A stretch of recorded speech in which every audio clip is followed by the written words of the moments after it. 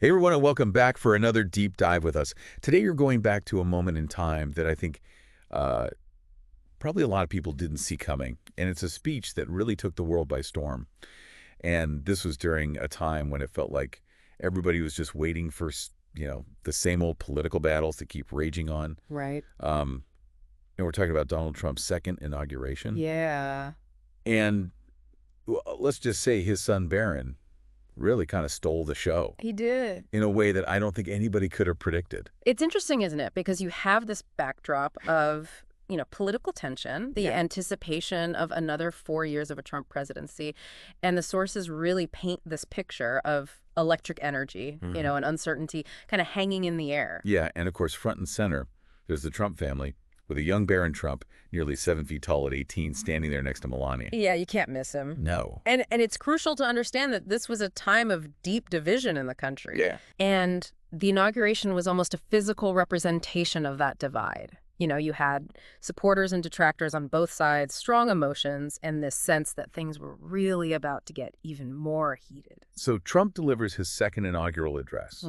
It's, everything that everyone kind of expects, laying out his vision for the next 4 years. But then as the cheers start to die down, something completely unexpected happens.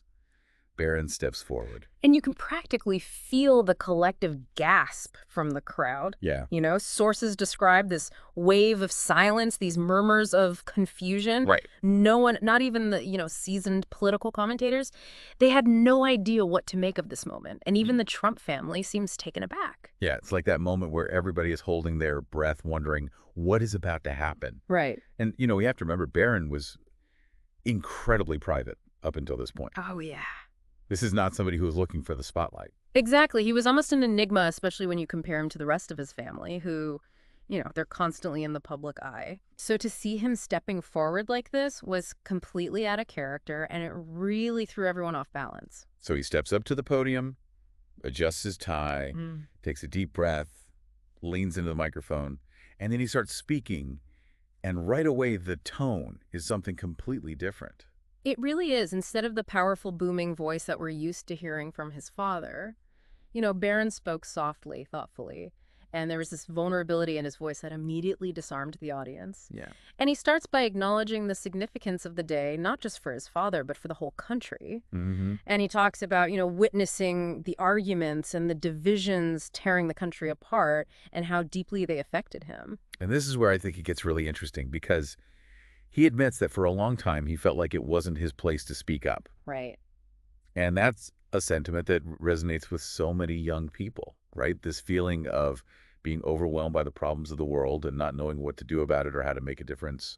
Absolutely. He essentially voiced this sense of powerlessness that many people were feeling at the time, young and old. Right. But then he takes it a step further and challenges himself and everyone listening to move beyond that feeling of helplessness. Uh-huh. He says, and I'm quoting here, "Staying silent hasn't solved anything. In fact, it's only made things worse." That is such a powerful line. It is. And I think that's what makes this speech so powerful, because he's not just observing the problem. He's calling for a different approach, a more engaged approach. Right. It's almost like he's saying, look, if I can do this, anybody can. Yeah, that's a great point. Here he is, this young man who could easily have chosen to remain silent and enjoy the privileges of his position. Right. But instead, he chooses to speak up and to challenge the status quo, even within his own family. Yeah. And he does it in a way that avoids judgment or blame. Exactly. He's not pointing fingers. No. He's emphasizing the need for listening and understanding and finding common ground. I think he even says something to the effect of, we don't have to agree on everything, but we can at least agree that we all want a better future for this country. Right. And it's so interesting to analyze his choice of words here. He avoids any specific policy points or partisan arguments. Right. He focuses on these universal values Yes. of unity and compassion and hope. Uh-huh. It's a message that transcends political ideology, and it speaks to something much deeper, something that resonated with people across the political spectrum. And then comes the closing line. And it's a line that, as I was reading through all these sources, I realized it hit people like a ton of bricks. Yeah. And he looks back at his family, and then he turns to the crowd and he says, "If my generation is to inherit this country, I ask only one thing. Let us inherit a country we can be proud of."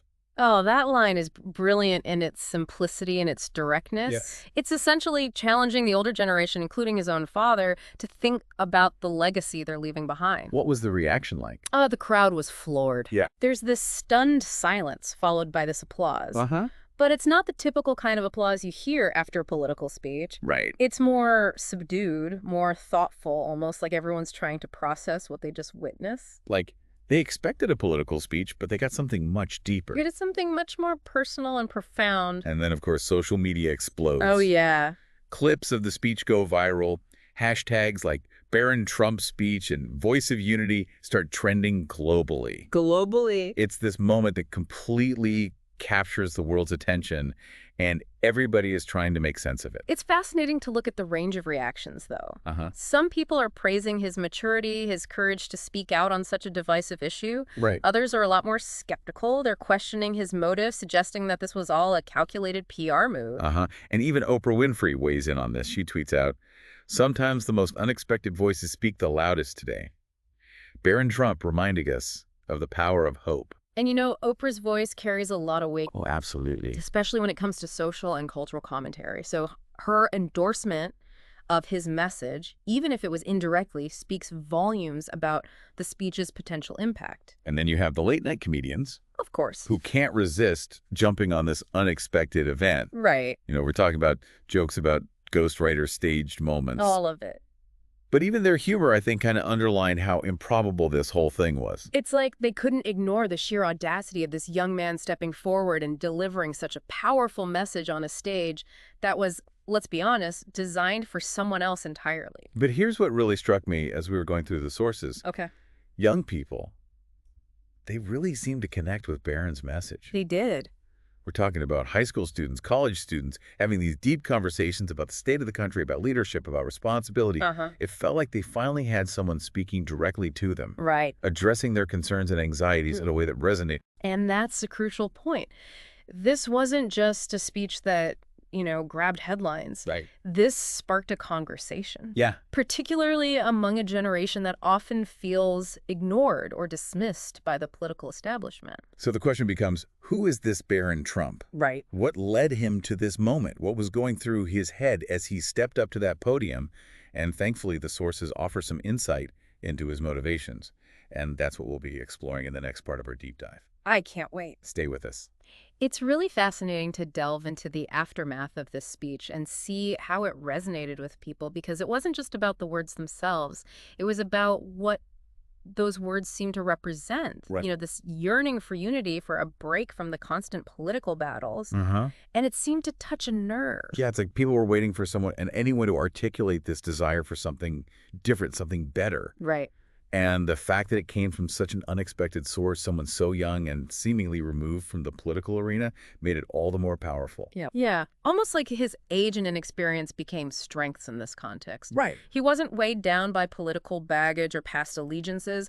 He was just a young man expressing what so many people were feeling but couldn't quite put into words. Okay, so we've talked about the initial reaction, the shock, the praise, the skepticism, but what about the long-term impact? Did Barron's speech actually lead to any tangible change? Well, that's the million-dollar question, isn't it? Right. And honestly, the sources offer kind of a mixed bag of answers. Okay. It's important to remember that societal change is a complex process. Uh-huh. It's not like a light switch you can just flip on and off. Right. You can't expect one speech, no matter how powerful, to magically erase years of, division and animosity. Exactly. But what we can look at are the ripple effects. Okay. The ways in which Barron's message seemed to inspire action and conversation. Okay. For example, one source highlights this really inspiring story about high school students in San Diego. They created this community forum with the goal of bringing people together from different political backgrounds to just discuss local issues. That's the Common Ground Initiative, right? Yes. I remember reading about that. Yeah, and it wasn't just a one-time event either. They made it a regular thing,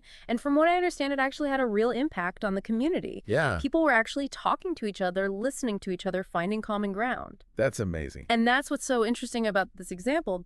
They didn't shy away from tough topics, Right. but they approached them with this spirit of respect and open-mindedness. Yeah.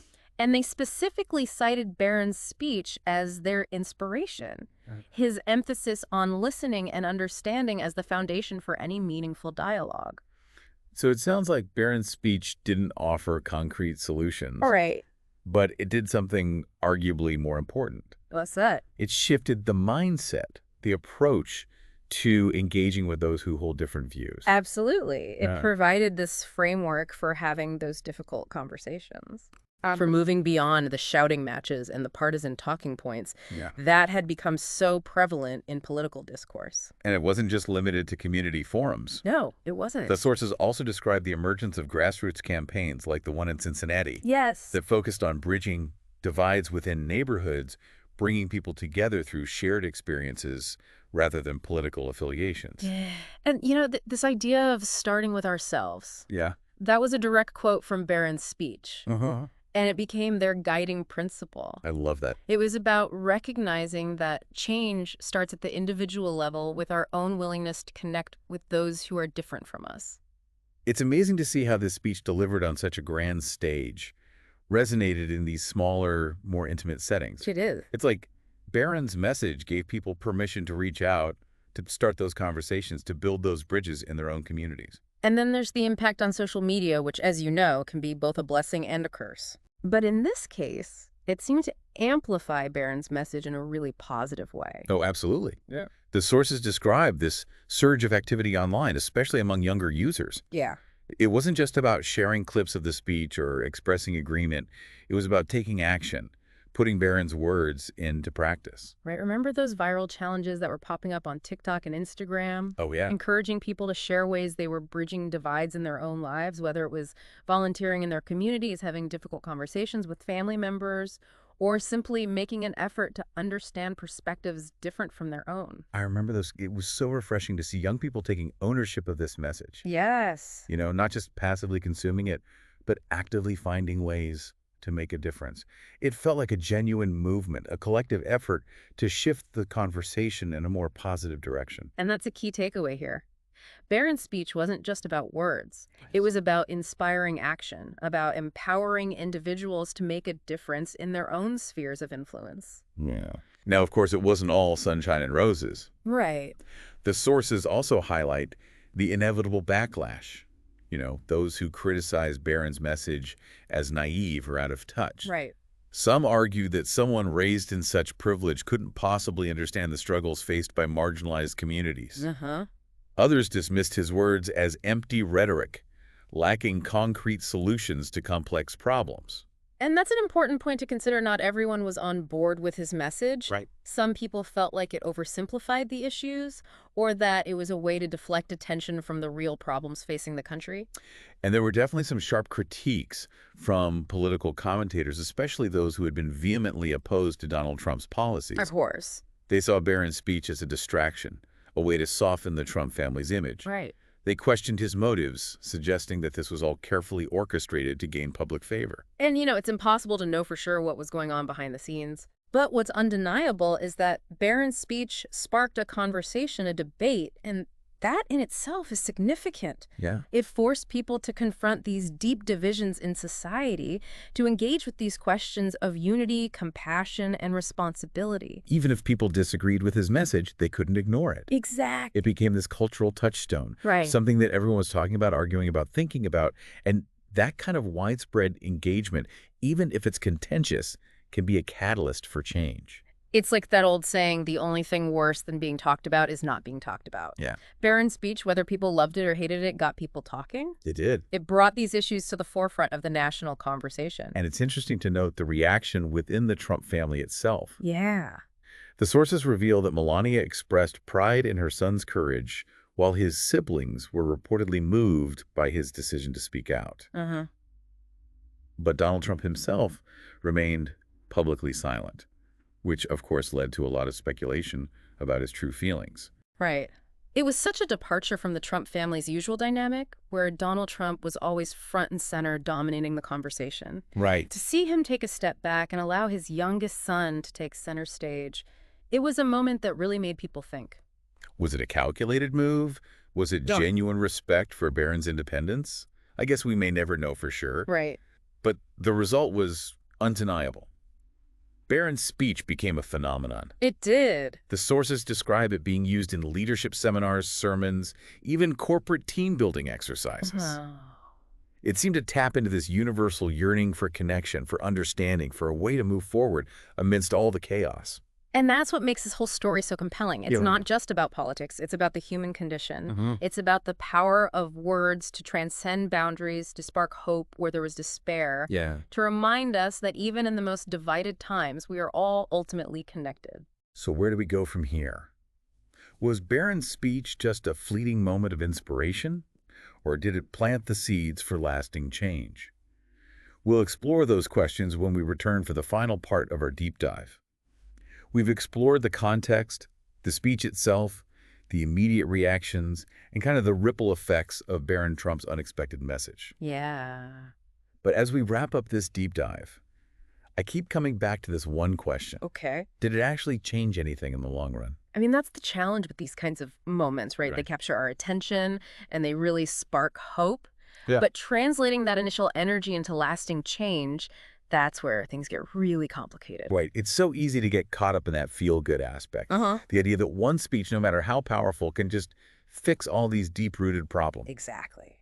But as we've discussed societal change, that's a long game. It is It's a marathon, not a sprint. a marathon for sure. So looking at the sources, they Yeah. don't really give us a clear-cut answer. They don't. And I think that's important to acknowledge. You know, they paint a very nuanced picture. Right. A mix of optimism and caution. Mm-hmm. Some sources highlight the positive impacts that we've already talked about. Right. The community initiatives, The online well, movement, it's shifting conversation, especially amongst younger people. especially among young people. Yeah, and there's this sense that Barron's speech, even if indirectly gave people permission to talk about these issues differently, Yeah. to approach those difficult conversations with a little bit more empathy and understanding. Yeah, and that's not insignificant. It's not at all. I mean, you have to remember, this was a time when political discourse was incredibly polarized, almost toxic. It really was. And to see people, especially young people, actively seeking common ground, Yeah, it was a glimmer of hope. it was. But then you have the other side of the coin. Right. You know, the sources that question whether any of this was truly transformative. Okay. You know, they point to the fact that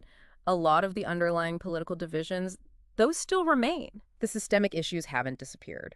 Dang. And the cynics argue that Barron's speech was just a blip on the radar, a temporary distraction from the real work of creating change. So where does that leave us?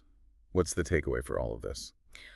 Well, I think the answer lies somewhere in between those two extremes. Yeah. You know, Barron's speech may not have been a revolution, Right. but it was a catalyst, a spark that ignited something in people. Uh-huh. It reminded people of the importance of unity and compassion. That's that seeking common ground. Just like he injected this dose of hope and idealism Yeah. into this political landscape that felt so cynical and jaded at the time. And while that might not have translated into immediate sweeping changes, it did shift the conversation, Even if just slightly. even if just slightly, In a more positive direction. in a more positive direction. And I think that's where the real long-term impact might lie.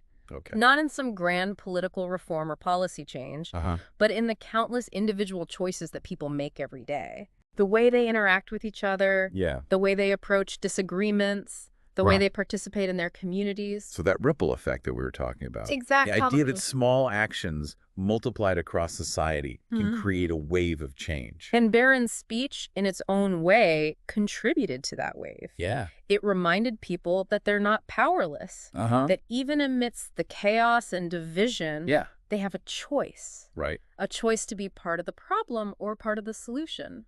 So for our listeners out there, we leave you with this final thought. Mm. What will your contribution be? That's the question. How will you make a difference? Yeah. Will you choose to be the bridge builder, Yeah. the one who seeks common ground, the one who embodies that spirit of unity and hope that Barron articulated so eloquently? Because the future, after all, isn't something that just happens to us. Right. It's something that we create together through our choices, our actions, and our willingness to connect with each other, even when it's difficult. And that, I think, is the most enduring legacy of Barron Trump's unexpected speech. I think so, too. Thanks for joining us for this deep dive. We hope it's given you some food for thought.